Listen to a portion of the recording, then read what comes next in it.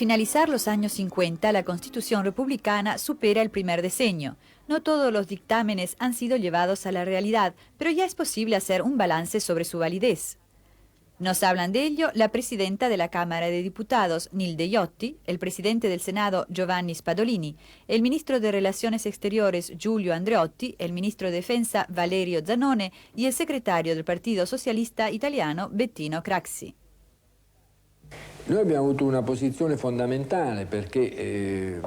Nosotros hemos tenido una oposición fundamental debido a una base de casi el 40%. Y si no hubiésemos tenido a la democracia cristiana, que junto con otros partidos, el Partido Liberal Italiano, el Partido Socialdemócrata Italiano, el Partido Republicano Italiano, mantenían firmes las posiciones en un momento en que el mundo iba hacia una bipartición, quien era comunista y quien no lo era, en ese momento nuestros socialistas apoyaban a los comunistas, existía la idea que el proletariado debía teñirse todo de rojo. Y esto no era cierto. Nosotros tenemos una base proletaria no inferior a la de los partidos de masa. Y además la democracia cristiana mantuvo firmes posiciones, también internacionales, confiando en el Occidente, creyendo en la libertad y no en las ocupaciones militares. Y por ello considero que históricamente tenemos un gran mérito. Ritengo che storicamente abbiamo una grande benemerenza. Creo que los puntos fundamentales se ciñen alrededor de uno, es decir, el de tener en el centro del sistema político a un parlamento que es elegido por el pueblo y que representa la soberanía popular. Sin embargo, la Constitución republicana introduce también nuevos derechos. Por ejemplo, creo que es la única constitución, seguramente de Europa, no sé si del resto del mundo, en la que se habla de derecho al trabajo. Y se dice también que el Estado lo debe garantizar, abriendo entonces el camino a toda una serie de movimientos, legitimándolos, dando al trabajo una enorme importancia. Nosotros nos hemos siempre preocupado en difundir en las clases sociales el amor por la libertad, convencidos que la libertad es el bien más valioso y que es muy fácil perderlo y es muy difícil luego que se ha perdido reconquistarlo.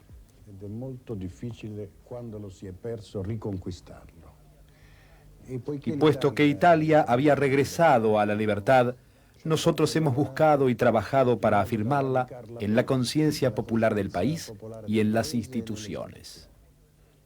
Se tuvo el apoyo de la izquierda, el apoyo del centro, el del centro izquierda laico, y fue una solución equilibrada de gobierno parlamentario nuevo. La palabra parlamento no existía en el estatuto albertino, es decir, nuestro régimen parlamentario fundado en un parlamento dividido en dos cámaras, pero con poderes iguales.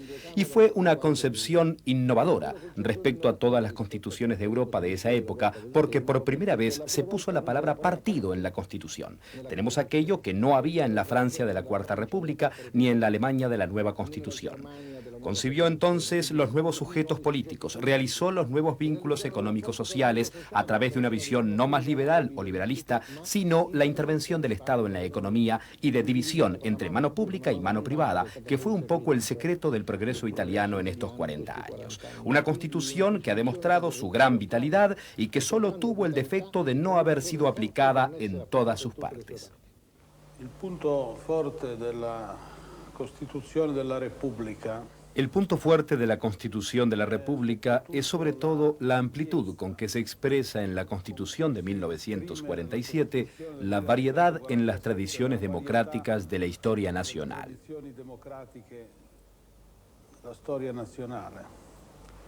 La Constitución de la República. La Constitución de la República es el resultado de una fusión a la que concurren las tres grandes tradiciones democráticas italianas: la democracia liberal, la democracia socialista y la democracia cristiana. Las garantías de libertad, los principios de igualdad, los deberes de solidaridad hallan en la Constitución una extraordinaria capacidad de síntesis. y de expresión unitaria sobre las ruinas del fascismo y en antítesis a la dictadura.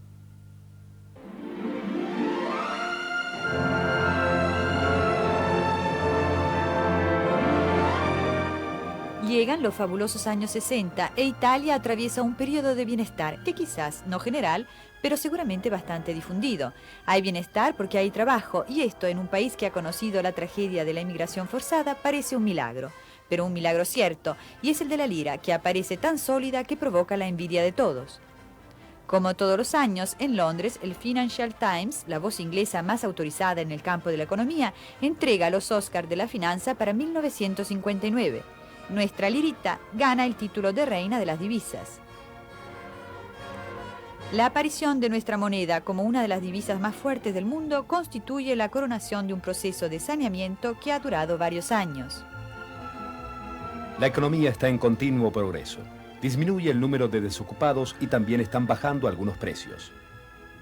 Los automóviles están llegando al alcance de la clase media y el incremento de las compras es excepcional. Excelente el aumento de la compra de electrodomésticos y entre los aparatos más vendidos están los televisores.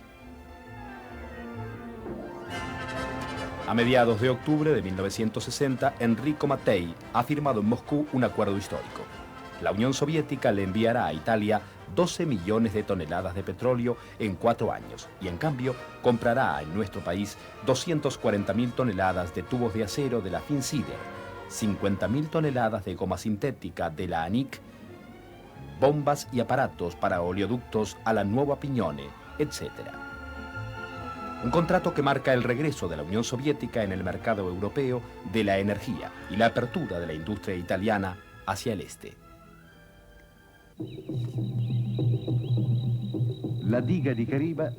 La represa de Cariba sobre el río Zambezi, una obra que ha sido y sigue siendo una de las más importantes de África.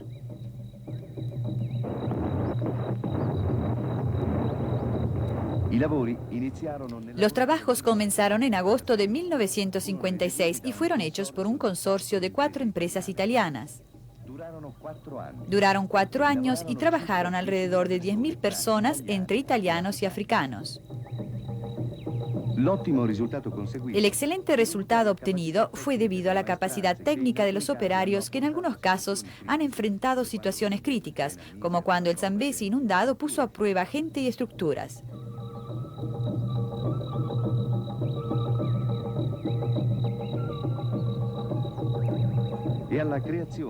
Y a la creación, por parte de las empresas, de infraestructuras adecuadas.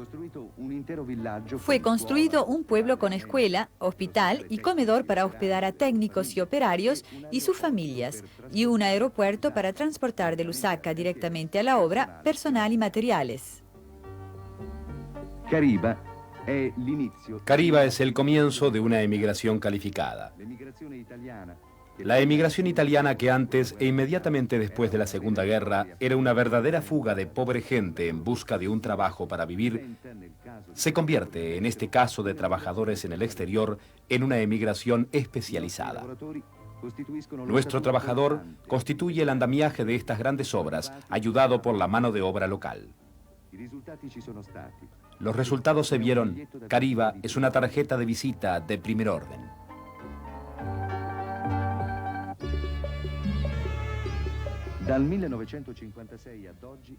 Desde 1956 a hoy, las empresas italianas, estatales y privadas, han construido represas, puentes, carreteras, puertos, aeropuertos, oleoductos, gaseoductos, refinerías, han fertilizado campos, construido ciudades, hospitales, palacios, han excavado túneles, construido metros y redes ferroviarias en todo el mundo.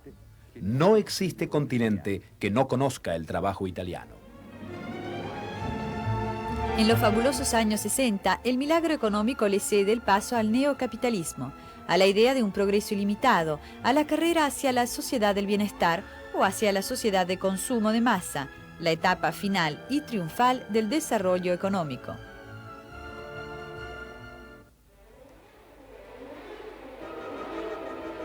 Pero en 1968 estalla la protesta en Italia y en el mundo.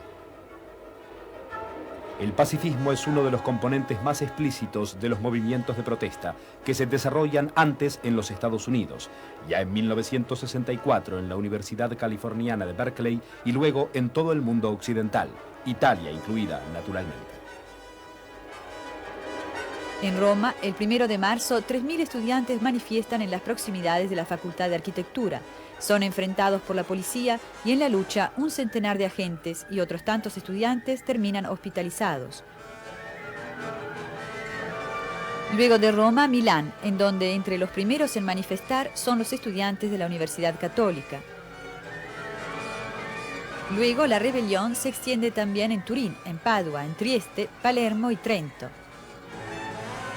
Se protesta contra las lagunas del sistema escolar y contra los proyectos de reforma que son interpretados como un regreso a antiguos privilegios de clase. Pero el centro no es solo la escuela, es toda la sociedad que los estudiantes quieren poner en tela de juicio, una sociedad para reformar. En el caso del 68 italiano se puede hablar de un fenómeno consecuente que dura un par de años, que luego le seguirán maniobras subterráneas para dirigir la opinión pública a través de una especie de estrategia de la tensión. Para muchos de esos años 68, la lucha, el activismo insatisfecho o trunco, tendrá sin embargo un intento de complementación, una secuela fatal en el terrorismo de los años 70. La temperatura del país sube hasta el sangriento atentado del 12 de diciembre de 1969 en Milán. Un explosivo hace estallar el banco en el centro de la sala de la Banca Nazionale dell'Agricoltura de la Plaza Fontana. Un infierno, 16 muertos, numerosísimos los heridos. Casi a la misma hora, otras bombas estallan en Roma sin provocar víctimas, afortunadamente. En Milán, las primeras investigaciones conducen al arresto de un anarquista que misteriosamente muere precipitándose de una ventana de la jefatura. Y un segundo anarquista, en consecuencia, es acusado de la tragedia y es arrestado. El misterio sobre los atentadores parece resuelto. Posteriormente, luego de los anarquistas, las sospechas recaen sobre elementos neofascistas. Pero los procesos, que se prolongarán hasta nuestros días, no darán más que respuestas contradictorias. Aún hoy, los culpables no han sido individualizados. La tragedia, las huelgas salvajes, el surgimiento de nuevas células terroristas, el entusiasmo por la guerrilla y las bombas Molotov, el culto verbal del atropello ofrecen el retrato de una Italia en desbande, durante casi un decenio hasta el brutal asesinato de Aldo Moro, quien se había expresado así sobre estos años de plomo.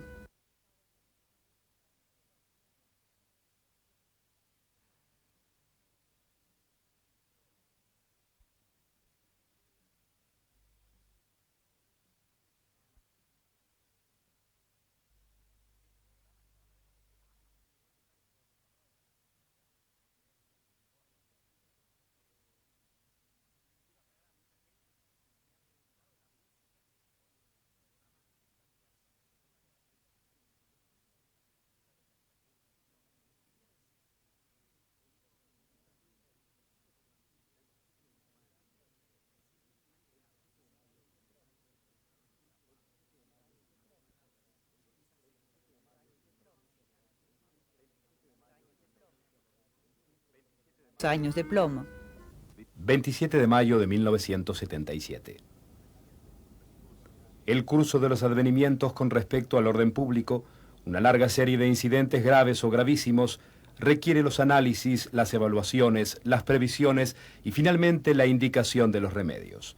No puedo esconder mi aprehensión por el deterioro de las instituciones y de las grandes corrientes ideales que creen en la democracia. Consuela, es cierto, una reacción tan inmediata y sin reticencias.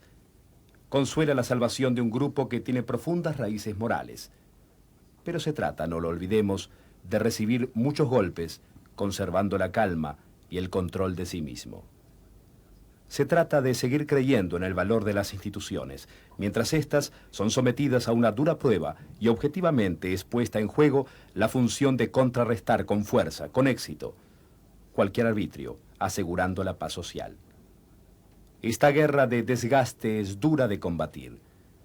Yo no dudo del éxito final, pero siento viva la preocupación por el elevado costo que semejante estado de cosas significa y por las distorsiones, aunque sean solo temporarias, que se puedan producir en el plano psicológico y político.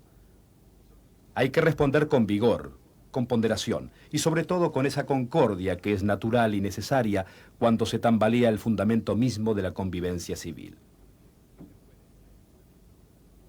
No se puede poner en tela de juicio a la democracia, que es auténtica expresión de la voluntad de todos e instrumento vivo para el respeto del hombre.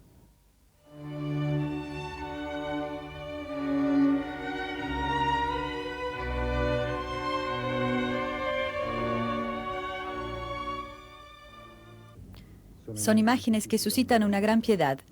Como ven, el cuerpo está reclinado, la nuca se apoya en el guardabarros izquierdo. Debajo de la espalda, 2 casquillos de pistola. Estos son fotógrafos de la policía tomando imágenes bajo la dirección de funcionarios de la Digos. El rostro de Moro aparecía bastante sereno. Los ojos estaban semicerrados. Ahora vemos a un militar trabajando en el portaequipajes con un par de pinzas en la mano. No sabemos si es para cortar algo que sujetaba el cuerpo de Aldo Moro.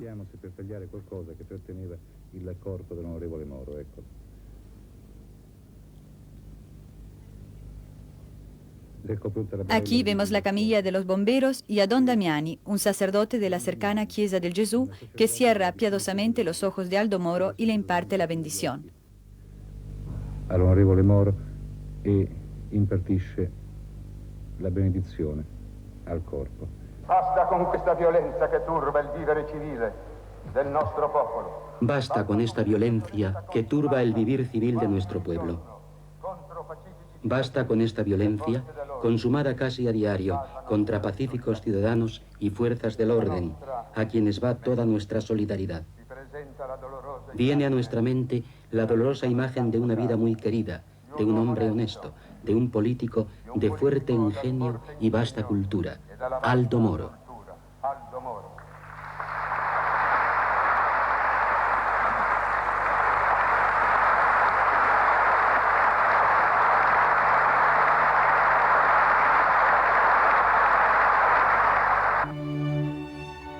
El atroz fin del secuestro de Aldo Moro, que recuerda a los italianos el martirio de Giacomo Matteotti, víctima de la violencia fascista, deja también una huella entre los fanáticos criminales, que se ocultan detrás de la estrella de 5 puntas. De hecho, el delito Moro signa la derrota de las Brigadas Rojas. Es el fin de la pesadilla que duró un decenio. Italia ha superado una enésima calamidad. La elección de la libertad democrática ha sido premiada una vez más. Yo creo que el ataque más grande, verdadero, que hubo en la democracia italiana ha sido el periodo del terrorismo. Porque por muchos años nos hemos hallado frente a un movimiento que no se sabía qué quería,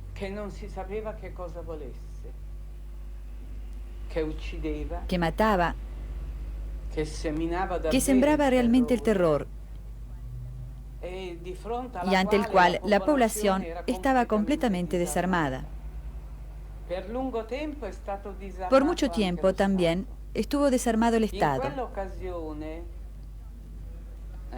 En esa ocasión, nuestro partido no titubeó. El Estado republicano es también un Estado nuestro, aunque todavía sea un Estado capitalista. Nosotros hemos pensado que era nuestro deber de italianos, además de comunistas, luchar contra el terrorismo que destruía las bases del Estado democrático.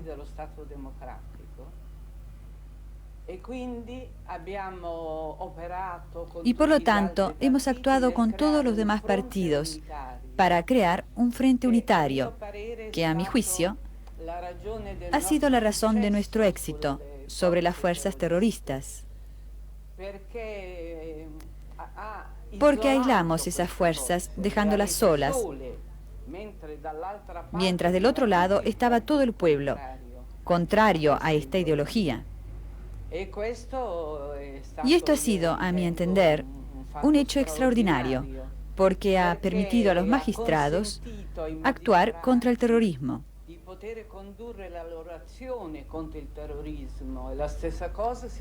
Lo mismo puede decirse de las fuerzas del orden, policía y carabineros, que de esa unidad del pueblo que los respaldó, lograron la fuerza para enfrentar esos fenómenos.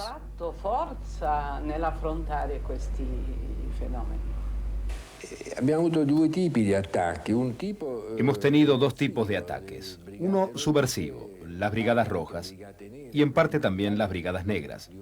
Digo en parte porque estas eran de menor consideración, pero tenían las mismas características negativas.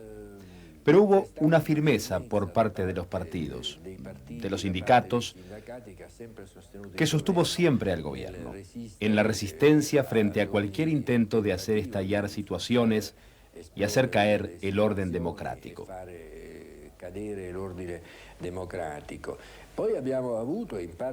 Luego tuvimos, y en parte aún tenemos, la acción del crimen organizado. En algunas zonas de Italia se llama mafia, 'ndrangheta, camorra, en otras se llama de otra manera. Pero en particular existe el que debemos enfrentar, el ataque del tremendo ejército de la droga, esta red maléfica que trata de corromper y de infiltrarse.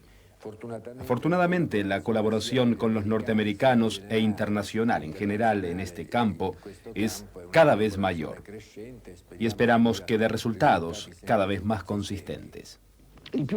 El más peligroso de todos ha sido el ataque del terrorismo. Ningún país de Europa Occidental ha tenido la amenaza tan grave, tan constante durante años de un partido armado, que así se llamaba aquí y que tendía a un reconocimiento legal cuando, después de la captura de Moro, quería ser olpisado, es decir, ser reconocido como la OLP, representante de una fuerza política extraparlamentaria destinada a sustituir a todas las instituciones parlamentarias. Ha sido la amenaza más grave.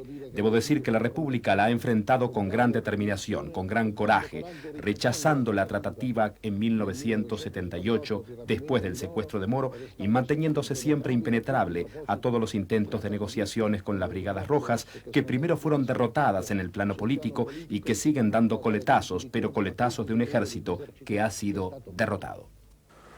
El terrorismo ha sido derrotado, no totalmente eliminado, pero por lo menos derrotado en sus formaciones más aguerridas y peligrosas.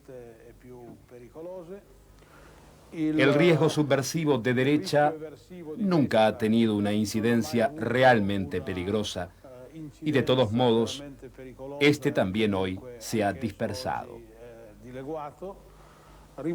Permanecen otros problemas y emergen nuevos. Permanece el problema de la corrupción, que es una especie de tuberculosis de la vida pública, un mal sutil, difícil de eliminar.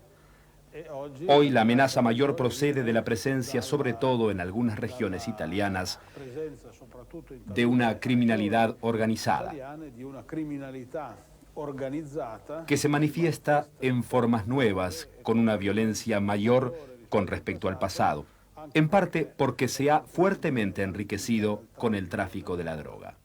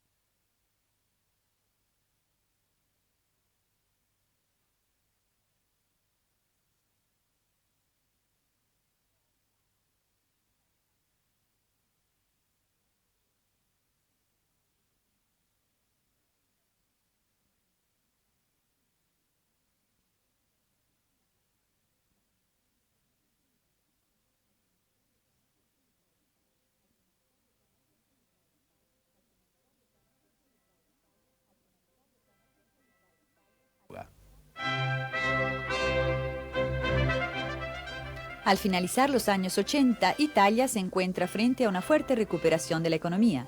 Alguien habla de un 1988 casi irrepetible. Otros pronuncian la palabra boom. Es cierto que esta recuperación de la economía italiana ha arrastrado consigo fenómenos que parecían no tener salida, como el descenso de la ocupación en las grandes industrias.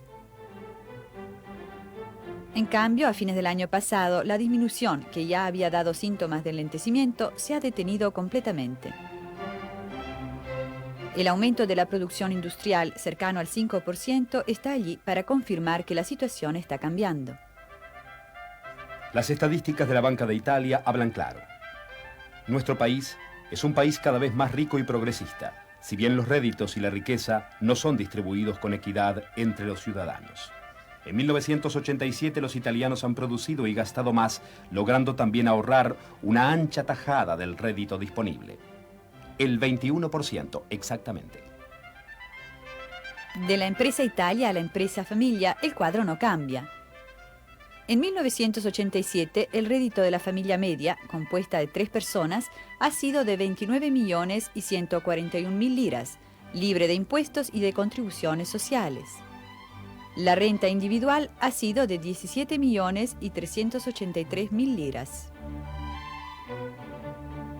En cuanto a la riqueza real de las familias italianas, inmuebles, empresas, objetos de arte, el valor promedio total gira alrededor de los 100 millones de liras, más de 3 veces del rédito medio.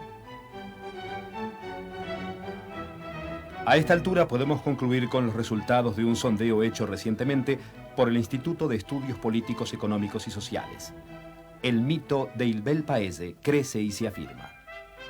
La mayor parte de los italianos está contenta de vivir en Italia y dentro de este porcentaje aumenta constantemente el número de los entusiastas. Al fuerte incremento han contribuido el efectivo aumento del bienestar nacional desde los últimos 5 años, la nueva imagen de la Italia consagrada como quinta potencia mundial, la implícita comparación con otras todavía más difíciles, situaciones nacionales. Pero no ha sido fácil alcanzar estas metas tan halagüeñas. Tampoco, por otra parte, es hipotizable la conquista de la libertad y de la democracia, fuera de un intenso esfuerzo hecho de sudor, de lágrimas, de sacrificio. La positiva evolución de la historia italiana, ¿qué sugerencia puede darle a los argentinos a la luz del actual proceso democrático en su país? No temer a la libertad. La libertad puede a veces parecer un sistema más débil, más frágil. La búsqueda del consenso es más difícil que salir al balcón y proclamar las verdades que los demás deben aceptar como tales.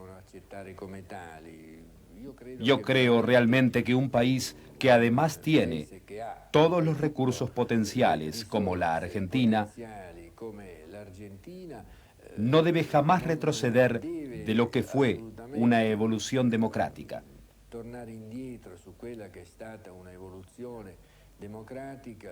que ha sido saludada con júbilo en todo el mundo, que ha influido positivamente en los países vecinos.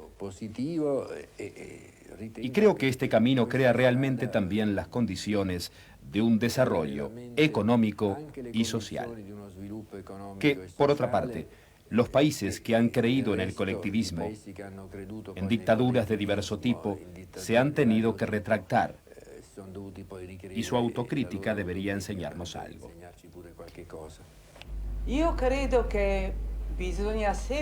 Creo que hay que confiar siempre en la democracia.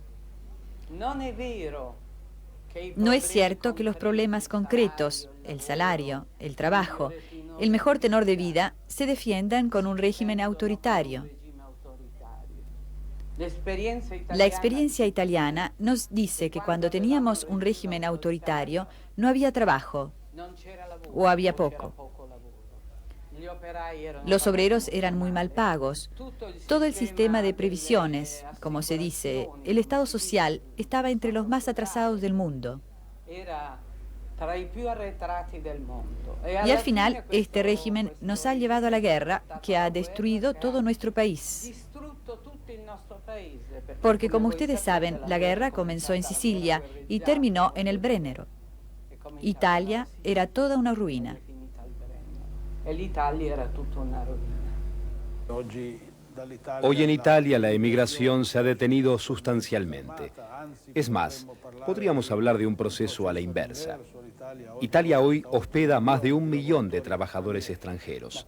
Pero durante generaciones, por ejemplo de mi región, el Piamonte, la emigración a la Argentina ha sido durante años una elección de vida y de coraje en busca de un mundo mejor, en donde la oportunidad de trabajar, crecer y de ubicar a los hijos brindaba algunas condiciones mejores con respecto a la pobre y avara Italia de entonces.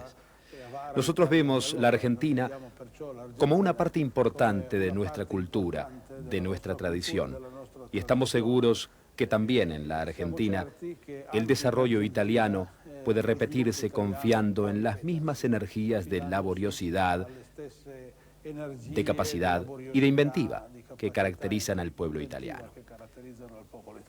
Si nosotros pensamos en un mundo como hoy es posible pensar, en donde el proceso de distensión vaya hacia adelante y en donde los equilibrios sean más seguros para todos, es esencial para la construcción de la paz una fuerza que coloque a cada país en legítimas condiciones de seguridad. Y este es el rol de las Fuerzas Armadas en una democracia.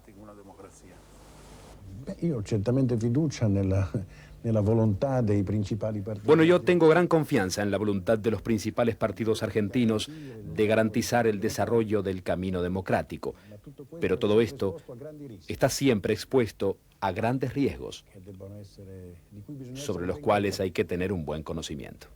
Mi augurio, naturalmente, es que la democracia argentina se consolide, supere sus pruebas y pueda representar también en el futuro un ejemplo de régimen fundado sobre la libertad. Yo confío que la historia compleja y profunda de la Argentina, vinculada con las huellas del Resurgimiento, porque es el primer país que le ha rendido culto a Garibaldi y a Mazzini, sea una vacuna suficiente junto con la evolución de sus clases sociales contra las recurrentes tentaciones autoritarias. Confío que el proceso de democratización encaminado con tanto empuje, prestigio y esfuerzo por la nación argentina y toda su clase política se afiance con el sufragio de los electores en las próximas elecciones.